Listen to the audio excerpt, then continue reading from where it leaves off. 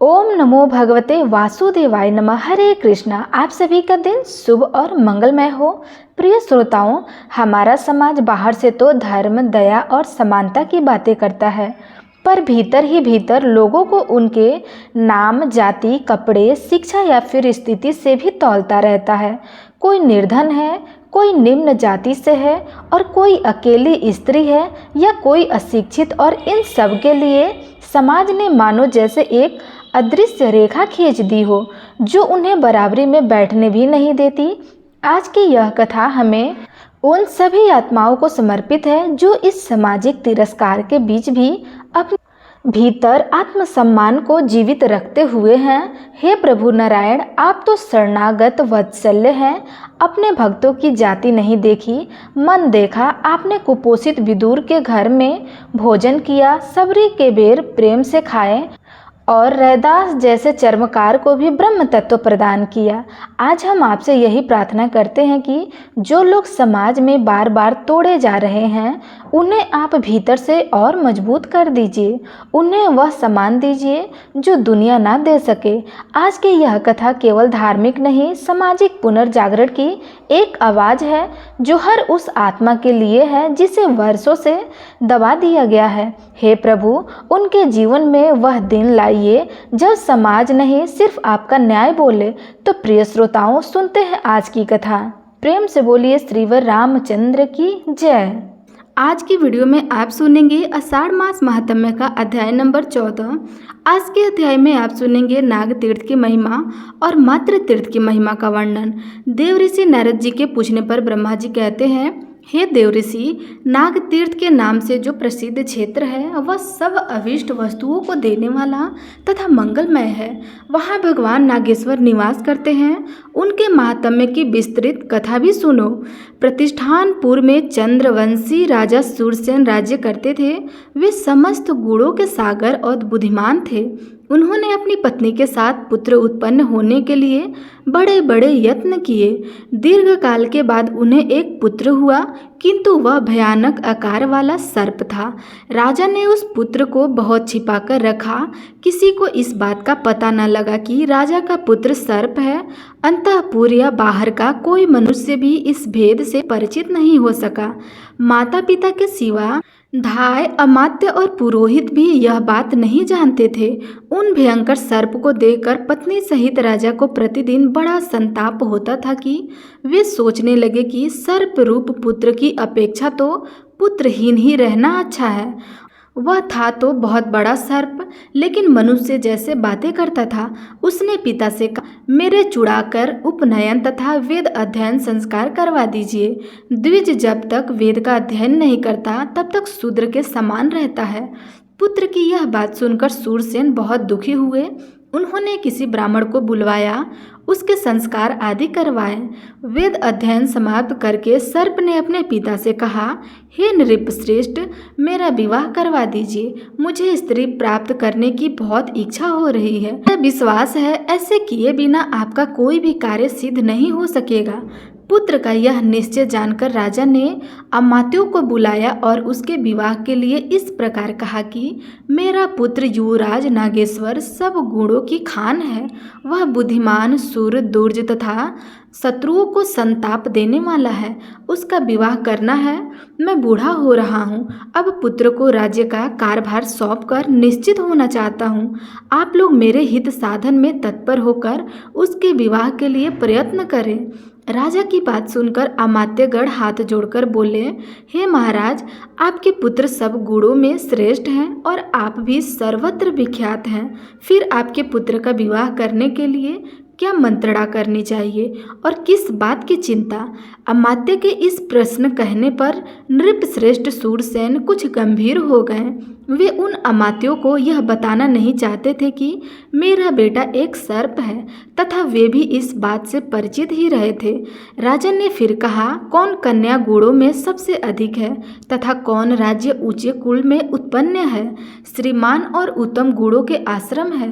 राजा के यह कथन सुनकर अमात्यों में से एक परम बुद्धिमान पुरुष जो महाराज के संकेत को समझने वाले थे, उनका विचार जानकर बोले, हे महाराज, पूर्व देश में विजय नाम के एक राजा हैं। उनके पास घोड़े, हाथी और रत्नों की गिनती नहीं है। महाराज विजय के 8 पुत्र हैं जो बड़े धनुर्धर हैं। उनकी बहन भोगवती साक्षात लक्ष्मी के समान है। राजन, वह आपके पुत्र के लिए सुयोग्य पत्नी होंगी। बूढ़े अमात्य की बात सुनकर राजा ने उत्तर दिया, राजा विजय की वह कन्या मेरे पुत्र के लिए कैसे प्राप्त हो सकती है, बताओ। तब बूढ़े अमात्य ने कहा, हे महाराज, आपके मन में जो बात है मैं उसे समझ सकता हूँ। अब आप मुझे कार्य सिद्ध के लिए जाने की आज्ञा दे। महाराज सूरसेन ने भूषण वस्त्र तथा मधुर वाणी से बूढ़े मंत्री का सत्कार करके उन्हें बहुत बड़ी सेना के साथ भेज दिया। वे पूरब देश में जाकर महाराज विजय से मिले और नाना प्रकार के वचनों तथा नीति जनित उपायों से राजा को संतुष्ट किया। मंत्री ने राजकुमारी भोगवती को युवराज नाग का विवाह तय करा दिया। राजा विजय ने कन्या देना स्वीकार कर लिया। बूढ़े मंत्री लौटकर आए और सूरसेन से उन्होंने विवाह निश्चित होने का सब वृतांत सुना दिया। इसके बाद बहुत समय व्यतीत हो जाने पर वृद्ध मंत्री अन्य सभी साथियों को साथ लेकर सहसा राजा विजय के पास पहुँचे और इस प्रकार बोले, हे राजन, महाराज सूरसेन के राजकुमार नाग बड़े ही बुद्धिमान और गुणों के समुद्र हैं। वे स्वयं यहाँ आना नहीं चाहते। क्षत्रियों के विवाह अनेक प्रकार से होते हैं, अतः यह विवाह शास्त्रों द्वारा हो जाए तो अच्छा होगा। वृद्ध मंत्री की बात सुनकर राजा विजय ने उसे सत्य ही माना और भोगवती का विवाह शस्त्र के साथ ही शास्त्र विधि के अनुसार संपन्न करा दिया। विवाह के बाद महाराज ने बड़े हर्षों के साथ बहुत सी गौवें, सुवर्ण और अश्व आदि सामग्री दहेज में देकर कन्या को विदा किया। साथ ही अपने अमात्यों को भी भेजा। बूढ़े मंत्री आदि सचिवों ने परिस्थान में आकर महाराज सूर्यसेन को उनकी पुत्रवधू समर्पित कर दी। राजा विजय ने जो विनयपूर्वक वचन कहे थे उनको भी सुनाया और उनकी दी हुई दहेज की सामग्री, विचित्र आभूषण, दासियां तथा वस्त्र आदि निवेदन किए। इन सब कार्यों का संपादन करके वे लोग कृतकृत्य हो गए। राजकुमारी भोगवती के साथ जो विजय के अमात्य पधारे थे उनका महाराज सूरसेन ने बड़े सम्मान के साथ स्वागत सत्कार किया, जिसे सुनकर राजा विजय को प्रसन्नता हो गया। ऐसा बर्ताव करके सबको विदा किया। राजा विजय की कन्या रूपवती थी। वह सुंदरी सदा अपने सास ससुर की सेवा में संलग्न रहती थी। भोगवती का पति अत्यंत भीषण महानाग रत्नों से सुशोभित एकांत गृह में सुगंधित पुष्पों में बिछी हुई सुखद सैया पर आराम कर रहा था। उसने अपने माता पिता से बार बार कहा, मेरी पत्नी राजकुमारी मेरे समीप क्यों नहीं आती है। तो पुत्र की यह बात सुनकर उसकी माता ने धैर्य से कहा, तुम भोगवती से जाकर कहो तुम्हारा पति एक सर्प है, देखो इस पर क्या कहती है। तब बहुत अच्छा कह करके दैया ने भोगवती के पास गई और एकांत में विनती भाव से बोली, हे कल्याणी, मैं तुम्हारे पति को जानती हूँ। वे देवता हैं, किंतु यह बात किसी को पता नहीं है। वे मनुष्य नहीं, सर्प के रूप में हैं। तब यह बात सुनकर भोगवती ने कहा, मनुष्य कन्या को सामान्यतः मनुष्य ही पति मिलता है।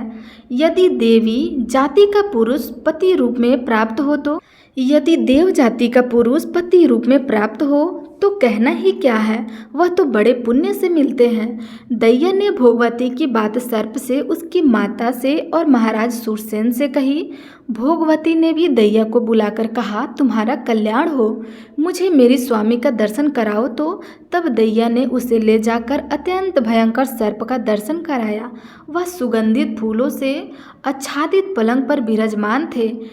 एकांत गृह में रत्नों से विभूषित भयंकर सांप के आकार में बैठे हुए अपने स्वामी को देखकर भोगवती ने हाथ जोड़कर कहा, मैं धन्य और अनुग्रहित हूँ, जिसके पति देवता हैं, पति ही स्त्री की गति है। यह सुनकर नाग को बड़ी प्रसन्नता हुई। उसने हंसकर कहा, सुंदरी, मैं तुम्हारी भक्ति से संतुष्ट हूँ, बोलो तुम्हें क्या अभीष्ट वरदान दूँ। तुम्हारे अनुग्रह से मेरी संपूर्ण स्मरण शक्ति जाग उठी है। मुझे पिनकधारी देवादिदेव भगवान शंकर ने श्राप दिया है। शेषनाग का पुत्र महाबलवान नाग जो भगवान शंकर के हाथ का कंगन बना रहता है, वही मैं तुम्हारा पति हूँ और तुम भी वही पूर्व जन्म की मेरी पत्नी भोगवती हो। एक दिन भगवान शंकर एकांत में पार्वती जी के साथ बैठे हुए थे। वहाँ पार्वती जी ने एक बात कही, जिसे सुनकर भगवान शिव ठठाकर हंस पड़े। उस समय मुझे भी हंसी आ गई। इससे कुपित होकर भगवान ने मुझे यह श्राप दे दिया तो मनुष्य योनि में सर्प रूप में जन्म लेकर ज्ञानी होगा। कल्याणी, यह श्राप सुनकर तुमने और मेरे भी भगवान को प्रसन्न करने की चेष्टा की। तब उन्होंने कहा, जब तुम गौतमी के तट पर मेरा पूजन करोगे और मैं तुम्हारे अंतःकरण में ज्ञान का आधान करूँगा, उस समय तुम भोगवती के रूप में श्राप मुक्त हो जाओगे। इसलिए मुझ पर यह संकट आया हुआ है। तुम मुझे गौतमी के तट पर ले चलो और मेरे साथ ही भगवान की पूजा करो। इससे मेरा श्राप छूट जाएगा और हम दोनों पुनः भगवान शिव का सानिध्य प्राप्त करेंगे। कष्ट में पड़े हुए समस्त प्राणियों के लिए सदा भगवान शिव ही परम गति हैं। पति की यह बात सुनकर भोगवती उनके साथ लेकर गौतमी तट पर चली गई और वहां गौतमी में स्नान करके उसने भगवान शिव का पूजन किया। इससे प्रसन्न होकर भगवान ने उस सर्व को दिव्य रूप प्रदान किया। तब वह अपने माता पिता से पूछकर शिवलोक में जाने को तत्पर हुआ। यह जानकर पिता ने कहा, बेटा, तुम एक ही मेरे पुत्र और युवराज हो, इसलिए इस समय राज्य का पालन करो और बहुत से पुत्र उत्पन्न करके मेरे स्वर्ग गमन के बाद शिवलोक में जाओ। पिता का यह कथन सुनकर नागराज ने कहा, अच्छा पिताजी, मैं ऐसा ही करूँगा। फिर वे इच्छानुसार रूप धारण करके अपनी पत्नी के साथ रहने लगे। पिता, माता और पुत्रों के साथ उन्होंने उस विशाल राज्य का उपभोग किया और जब पिता स्वर्ग लोक में चले गए तब अपने पुत्रों को राज्य पर बिठाकर वे पत्नी और अमात्य आदि के साथ शिवपुरी में गए। तब से वह तीर्थ नाग तीर्थ के नाम से विख्यात हुआ। वह भोगवती के द्वारा स्थापित भगवान नागेश्वर निवास करते हैं और उस तीर्थ में किया हुआ स्नान और दान सभी तीर्थों का फल देने वाला होता है।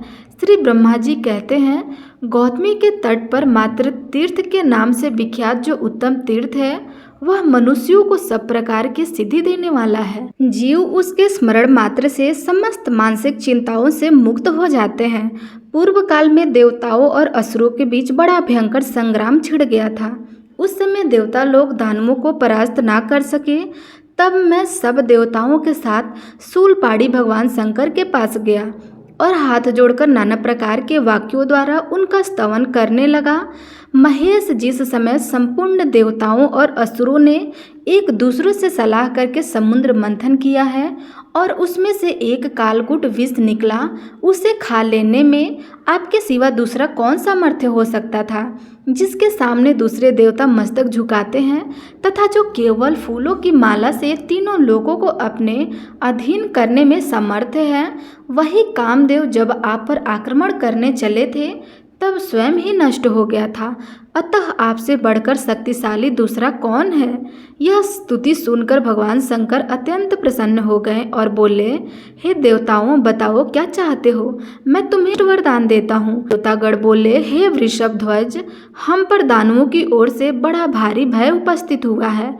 आप वहां चलकर शत्रुओं का संहार और देवताओं की रक्षा करें। हे प्रभु, हम आपके सनाथ हैं। देवताओं के इतने बात कहते ही भगवान शंकर उस स्थान पर आए जहां दैत्य युद्ध के लिए खड़े थे। वहां दैत्यों का शंकर जी के साथ घमासान युद्ध छिड़ गया। दैत्य इधर उधर भागने लगे। युद्ध करते समय शंकर जी के ललाट से पसीने की बूंदें गिरने लगी। वे बूंदें जहां जहां गिरी वहां वहां शिव के आकार की ही माताएं प्रकट हो गई।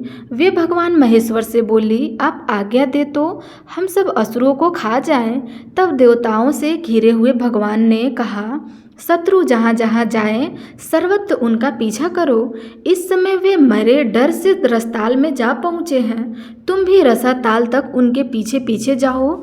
यह आज्ञा पाकर सब माताएं पृथ्वी छेद कर रसताल में गईं और अत्यंत भयंकर दैत्यों तथा दानवों का संहार करके फिर उसी मार्ग से देवताओं के पास लौट आईं।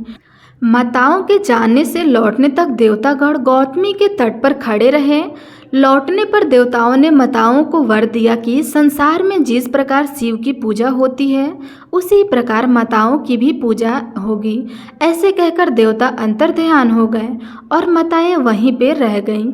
अब जहाँ जहाँ वे देवियाँ स्थित हुईं वह सब स्थान मात्र तीर्थ माना जाता है। वे सभी तीर्थ देवताओं के लिए भी सेव है, फिर मनुष्य आदि के लिए तो बात ही क्या है। शिव जी के कथन अनुसार उस तीर्थ में किया हुआ स्नान दान और तर्पण सब अक्षय होता है। जो मनुष्य मात्र तीर्थों के इस उपाख्यान को प्रतिदिन सुनता है, स्मरण करता है या पढ़ता है, वह दीर्घ आयु और सुखी होता है। तो प्रेम से बोलिए श्री कृष्ण भगवान की जय। आज का अध्याय यही समाप्त हुआ। आगे का वृतांत आप अगले अध्याय में सुनिएगा।